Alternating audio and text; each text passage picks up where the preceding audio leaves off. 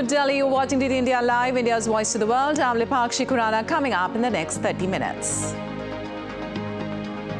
Israel Army says Hamas military framework dismantled in northern Gaza. United States Secretary of State Antony Blinken urges against spread of conflict. Bangladesh goes to polls today. 120 million Bangladeshi voters to decide fate of 1,970 candidates. Main opposition party calls nationwide strike. Indian women's cricket team I-Series triumph as they are set to clash with Australia in second T20 of the three-match series at D.Y. Patel Stadium, Navi Mumbai.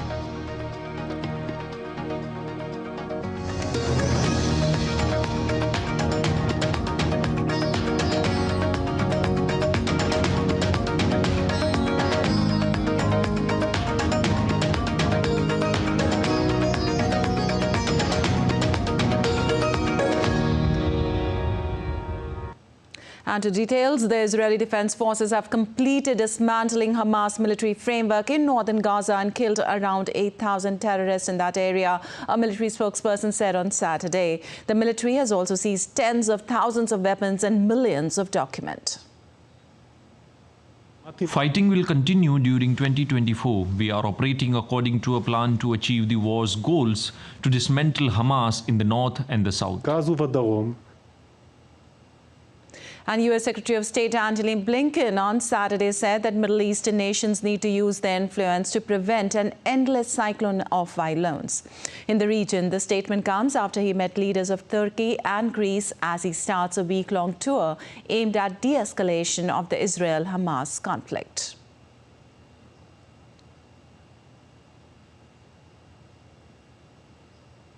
As we've said from day one, we have an intense focus on preventing this conflict from spreading. And a big part of the conversations we'll be having over the coming days with all of our allies and partners is looking at the steps that they can take, using the influence and ties that they have to do just that, to make sure that this conflict doesn't spread. Second, we'll be looking at what we can do to maximize the protection for civilians, maximize humanitarian assistance getting into them, and also to get hostages out of Gaza. Meanwhile, Donald Trump told his supporters that the U.S. civil war could have been negotiated but did not explain how. Speaking at a campaign rally in Newton, Iowa, in the third anniversary of the January 6, 2021 attack on the U.S. Capitol, the former president said the civil war had been vicious and a disaster, but said it was something that could have been negotiated. Iowa will be the first state to have a presidential nominating contest when it holds its caucus on January 15th. The Civil War was so fascinating, so horrible. It was so horrible, but so fascinating. It was, I don't know, it was just different. I just find it, I'm so attracted to seeing it. So many mistakes were made. See, there was something I think could have been negotiated, to be honest with you. I think you could have negotiated that. All the people died, so many people died. And U.S. Defense Secretary Lloyd Austin said in a statement he took full responsibility for secrecy surrounding an ongoing week-long hospitalization for a still unspecified medical condition. Austin was admitted on New Year's Day to Walter Reed National Military Medical Center for complications following a recent elective medical procedure.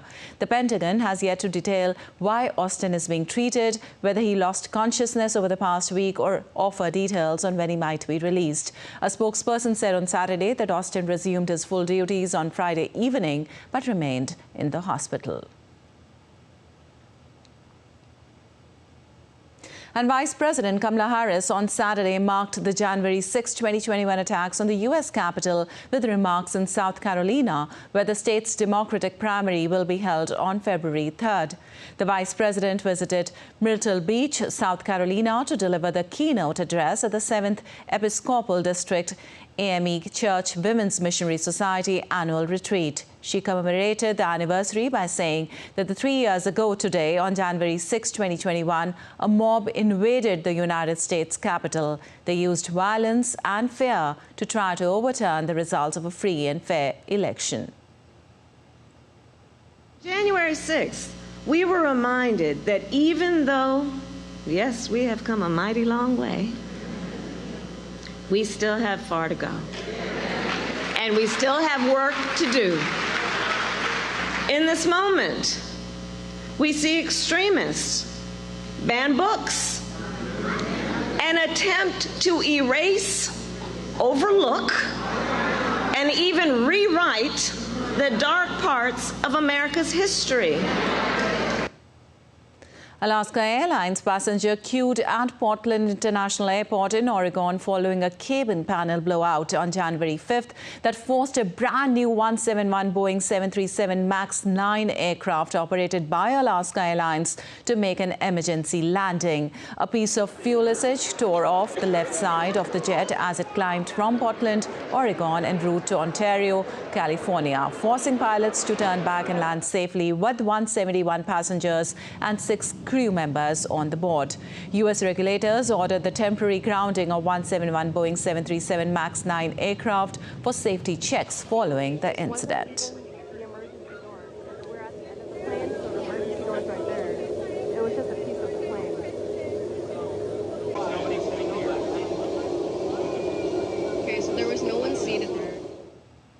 And news from around the world now. Migrants celebrated Epiphany on Saturday by giving gifts and cakes to each other at the U.S.-Mexico border while waiting to file for asylum and entrance into the U.S. A record number of migrants traveled across Central America and Mexico in 2023, aiming to reach the United States, fleeing poverty, violence, climate change, and conflict.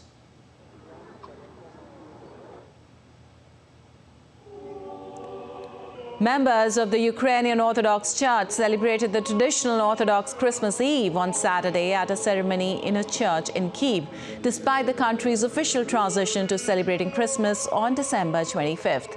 Most Ukrainian Christians are members of the Orthodox Church of Ukraine, formed from 2 churches independent of Moscow in 2018.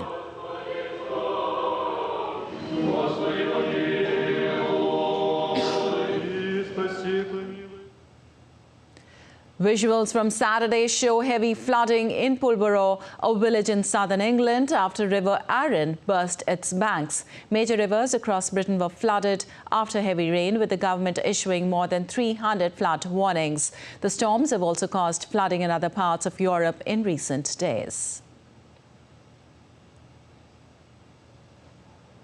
The Mexicans celebrated Epiphany by distributing cakes on Saturday. The Rosca de Reyes, or Wreath of the Kings, is a traditional Mexican sweet bread eaten on January 6th for the Three Kings Day.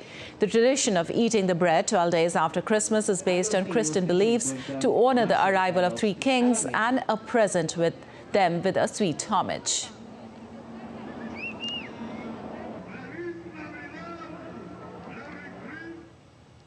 And a federal appeals court reinstated a judge's ruling that barred California from enforcing a new law that bans the carrying of guns in most public places, a measure that the judge had concluded was unconstitutional. The 9th U.S. Circuit Court of Appeals dissolved an order from a week earlier that suspended an injunction issued by a judge who concluded the state's law violated the rights of citizens to keep and bear arms under the U.S. Constitution's Second Amendment.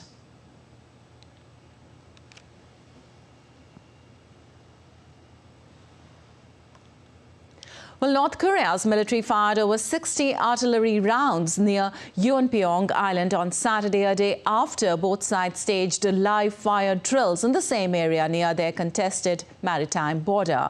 Sayyid Absarar Hassan reports. North Korea once again fired more than 200 artillery rounds near a disputed maritime border with South Korea in another escalation of tension between the two rivals and prompting the South to take corresponding action with live fire drills.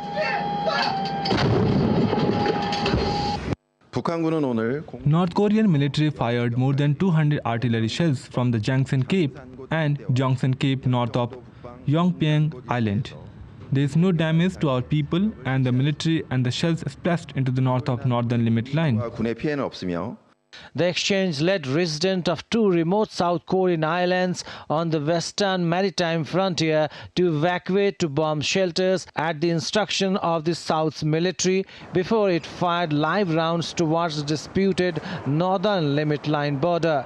The firing by North Korea caused no civilian or military damage in South, while in response to North Korea firing 200 rounds of artillery, South Korea conducted a live fire drill of heavy-duty weapons in Yeonpyeong Island. 위기 구조의 상황 책임은 We sternly warn North Korea that they are fully responsible for this escalation of the crisis, and we strongly urge them to stop it. Our military is tracking and monitoring related situation in close cooperation with the US and South Korea and will implement measures in response to North Korea's provocations. 시행할 것입니다. Later, North Korea clarified that firing drills as a natural response to military action by South Korea's military gangster in recent days. North Korean leader Kim Jong-un has called for boosting production of various missile launch vehicles, calling it an important task to prepare for a military showdown with the enemy. North Korea has warned in recent days that the situation on the Korean peninsula is spiraling towards war because of dangerous moves by the US and South Korean militaries. Both Koreas have vowed crushing military responses if attacked. Syed Afsarul Hassan reporting for DD India. Well, an update now on Japan quake. After a deadly 7.6 magnitude earthquake hit the peninsula, the Noto region of Japan's Ishikawa prefecture is suffering severe water and food shortages. However, in Wajima City, Japanese residents were elated after a local supermarket opened its doors for people to get their supplies. The quake-like disruption of water supply has rendered residents living in a difficult situation in Himi City of Japan's Toyama prefecture following deadly earthquakes that took place in neighboring Ishikawa prefecture on Monday. A series of strong earthquakes with a major one of 7.6 magnitude on Monday struck at a shallow depth in the Noto region of central Japanese prefecture of Ishikawa. The Japan Meteorological Agency has officially named it the 2024 Noto Peninsula earthquake. The death toll has risen to 126 so far. And still to come on this edition of DD India Live. Indian Prime Minister Narendra Modi to participate in the National Conference of Director General and Inspector General of Police in Jaipur today. In a run-up to the big day, Ramayana-era trees to be planted in Ayodhya city.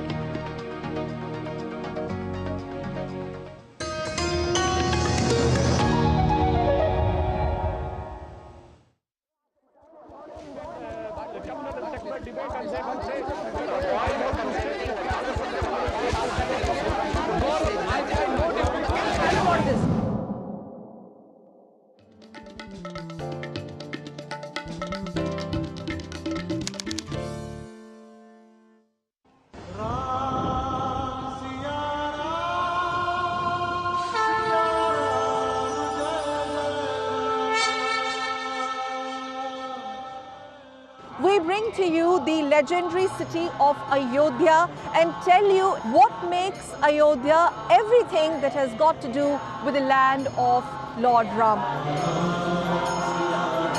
यहाँ रग रग में हर जगह राम ही है। सनातन धर्म के लिए तो गौरव की बात है।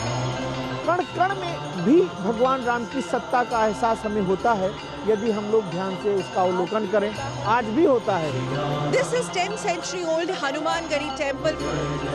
यहाँ हनुमान जी महाराज राजा के रूप में बैठे हैं। भारत की संस्कार संस्कृति मठ से, मंदिर से, साधु से, संत से, ऋषि से, मुनि से, महात्मा से जुड़ा हुआ है। ये विष्णु का मस्तक है, तो यहाँ पे हर कण पावन है। यहाँ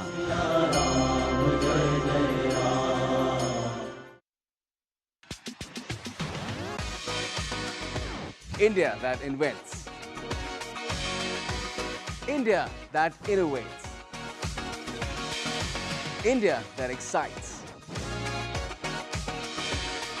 India that invites. Land of possibility. Teeming with opportunities. Watch India Ideas each Thursday, 8 p.m. only on DD India. In a world that never stops, where information shapes our reality, one app stands out, helps you stay ahead of time. Introducing the DD India app, your gateway to a world of news right at your fingertips. Your most trusted source of news goes global, goes digital. Explore a world of options, top stories, live updates, in-depth analysis, and more. Stay informed wherever you are. Real-time alerts keep you ahead of the curve always. The DD India app, connecting you to the world one story at a time. Download now and explore the world of knowledge, insights, and authentic information.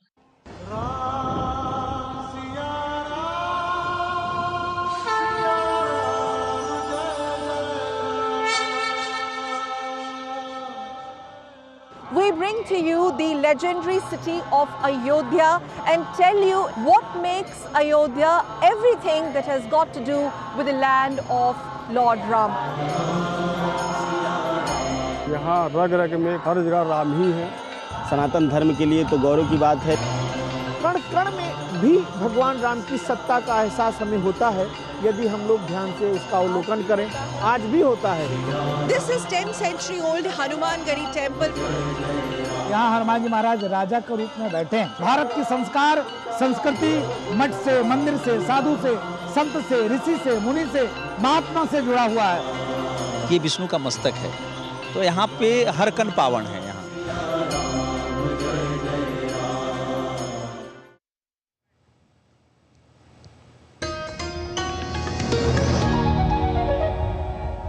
Welcome back. You're watching DD India Live. I'm Lipakshi Kuran, and moving on. Aditya L1, the Indian Space Research Organization's maiden solar mission, has entered the final orbit to discover the mysteries of Sun-Earth connection. Aditya L1 spacecraft in its final orbit is located 1.5 million kilometers away from the Earth. The mission aims to observe the Sun's corona and understand its extreme heat from a halo orbit around the first Sun-Earth Lagrangian point, which is located roughly 1.5 million kilometers from the Earth. The 7 payloads of Aditya L1 are indigenously developed by different laboratories in the country. The Solar Ultraviolet Imaging Telescope to image the solar photosphere and chromosphere in near ultraviolet and to measure the solar irradiance variations in near UV.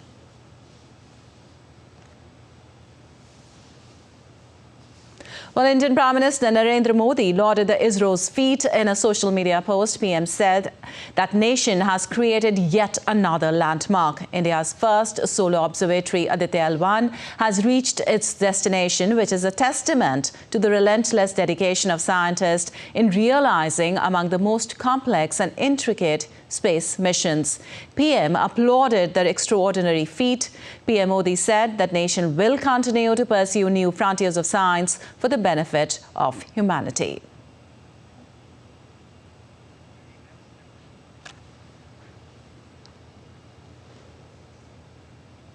And as the Aditya L1 traversed its way towards the L1, there was pin-drop silence in the mission control. The ISRO scientists finally achieved the target and rejoiced. The project mission director, Nigar Shaji, who has been steering the mission throughout its journey so far, says nothing is impossible. Nigar Shaji spoke to DD India and shared her joy of Aditya L1 success. India's big achievement has a woman behind this success, and this woman is the director of this project, Aditya L1, who has successfully executed this mission and put Aditya L1 at the Lagrange point. And along with the ISRO team, I have with me Nigar Shaji, who is the director of this Aditya L1. She is smiling, she is jubilant about the project, success of the project, and also the fact that it is once again the Nari Shakti that we see at ISRO rules.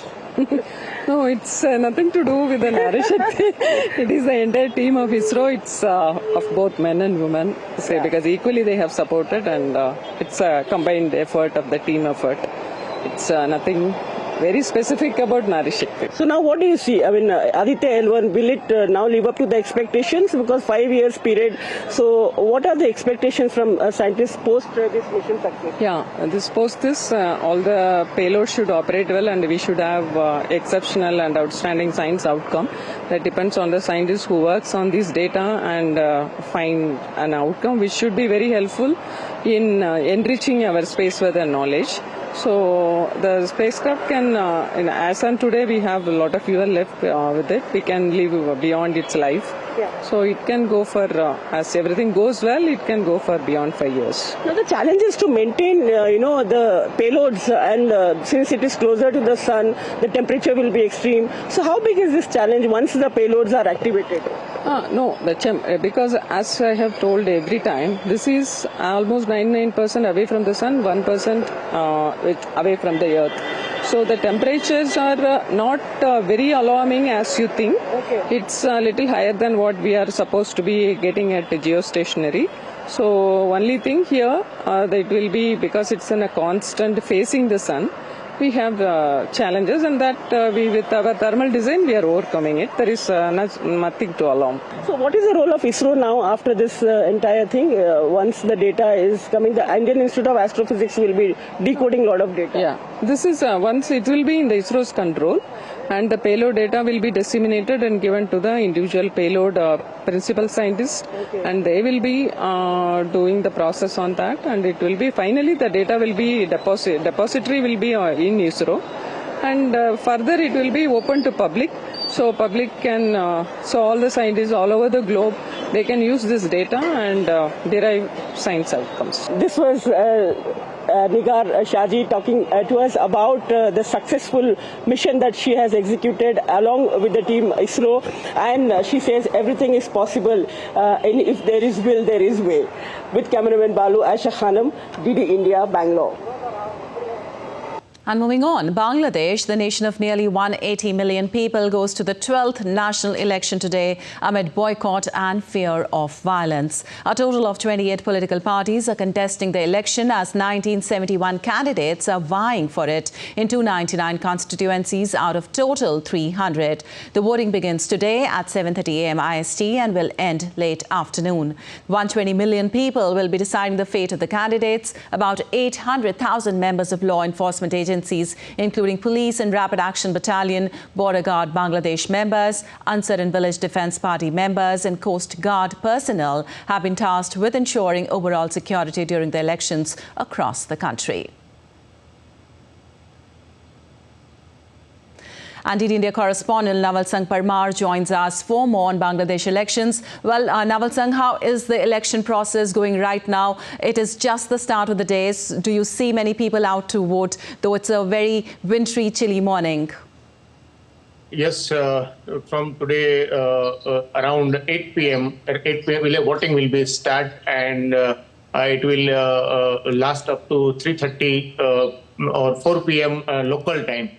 And there is heavy deployment of security forces across the country to maintain a law and order situation here in Bangladesh. As you know that yesterday and day after yesterday, there were some incidents of stray violence in Dhaka and some part of Bangladesh. And as the opposition party in Bangladesh, Bangladesh Nationalist Party has boycotted the election and given a call for this strike from Saturday morning to Monday morning. So there is a tense situation. There is an apprehension that everything goes well without incidents of violence. Well, as you said, a lot of armed forces are being used for smooth and fair elections. What is the situation right now? Right now, situation is under control. There is no reports of any violence or any incidents in today morning or yesterday night. So situation is under control. Around 8 lakh personnel, including police, Border Guard Bangladesh, Rapid Action Battalions and the Village Defence Party are deployed. Apart from that, armed forces also deployed across the Bangladesh to help local administration in case of any eventuality occurs during or after the polling. Also, Naval Singh, as you told us, and we know that the main opposition party has called for a nationwide strike similar to in 2014, citing their undemocratic nature. Can you tell us more about this? Yes, since the announcement of election, BNP is on road and they are demanding for the free and fair election, and for that their main demand was to resignation of current Prime Minister Sheikh Hasina and its government, and the demand didn't fulfill, so they called for the boycott of the election as in 2018 election. All right, thank you so much, Naval Singh, for that information. We'll keep taking an update from you throughout the day. Thank you. And moving on, Indian Prime Minister Narendra Modi is on a 3-day visit to Jaipur, the capital state of Rajasthan, to participate in the National Conference of Director General and Inspector General of Police. The 3-day event was inaugurated on 5th of January by the Indian Home Minister Amit Shah. The conference deliberates on the challenges of safety and security. And now let's take a look at other stories making news today. For the consecration ceremony of Lord Ram Temple in Indian city Ayodhya, the local development authority is preparing to plant the extinct trees and plants of Ramayana period throughout the city. These plants will help in making the major roads of Ayodhya city beautiful and attractive. The work is underway at a rapid pace of making Ayodhya green and beautiful, as written in Maharishi Valmiki's Ramayana. To conduct simultaneous elections in the country, One Nation, One Election panel led by former Indian President Ramnath Kovind has invited suggestions from the public for making appropriate changes in the existing legal administrative framework. The suggestions received by January 15th would be taken up for consideration. The committee has sent letters to 6 national political parties, 33 state parties and 7 registered unrecognized parties. And news now from the sports. Indian women's cricket team will take on Australian women team in the second T20 of the 3-match series. In first T20, India thrashes Australia by 9 wickets to take series lead.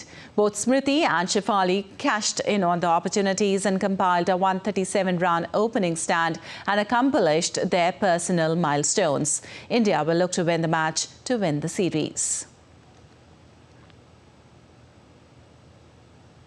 Well, that's all for this edition of DD India Live. But let us know your thoughts on the news of the day. You can connect with us on Facebook X, formerly known as Twitter and Instagram. We'll be back with more news as it breaks here on DD India. I'm Lipakshi Kurana from all of us here in Delhi. Thanks for watching DD India Live.